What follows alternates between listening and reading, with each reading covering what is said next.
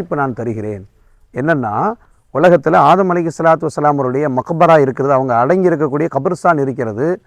அந்த கபருக்கு பக்கத்தில் போயிட்டு அந்த கபருக்கு இப்லீஸை என்ன செய்ய சொல்லுங்கள், சஜதா செய்ய சொல்லுங்கள். உயிரோடு இருக்கிற பொழுது அவன் எந்த ஆதம் நபி அலைஹிஸ்ஸலாம் அவர்களுக்கு சஜதா செய்வதற்கு மறுத்தானோ, அதே ஆதம் அலைஹிஸ்ஸலாம் இப்போ உயிரோடு இல்லை, அவங்க என்ன செய்கிறாங்க, மக்பராவில் இருக்கிறாங்க. அந்த கபருஸ்தானுக்கு சென்று அந்த கபருக்கு அவனை சஜதா செய்ய சொல்லுங்கள். அவனை நான் என்ன செய்கிறேன், அவனுடைய தௌபாவை நான் அங்கீகரித்துக் கொள்கிறேன், அவனை நான் ஏற்றுக்கொள்கிறேன் என்று அல்லாஹ் சுப்ஹானஹு வ தஆலா மூசா அலைஹிஸ்ஸலாம் அவர்கள்ட்ட சொன்னான். மூசா அலைஹிஸ்ஸலாத்துக்கு ரொம்ப சந்தோஷம். நாம் போய் இப்லீஸுக்காக வேண்டி அல்லாஹ்ட்ட ஷஃபாத்து செஞ்சோம், பரிந்து பேசணும், நம்முடைய பரிந்துரையை அல்லாஹ் சுப்ஹானஹு வ தஆலா ஏற்றுக்கொண்டான். அப்போ இது ஒரு சந்தோஷமான செய்தி.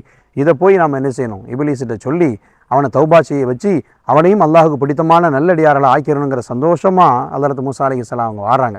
வந்து இப்லீஸ்கிட்ட சொன்னாங்களாம், அல்லாஹ் உனக்கு ஒரு வாய்ப்பை தந்திருக்காம்பா, உன்னுடைய தௌபாவை அல்லாஹ்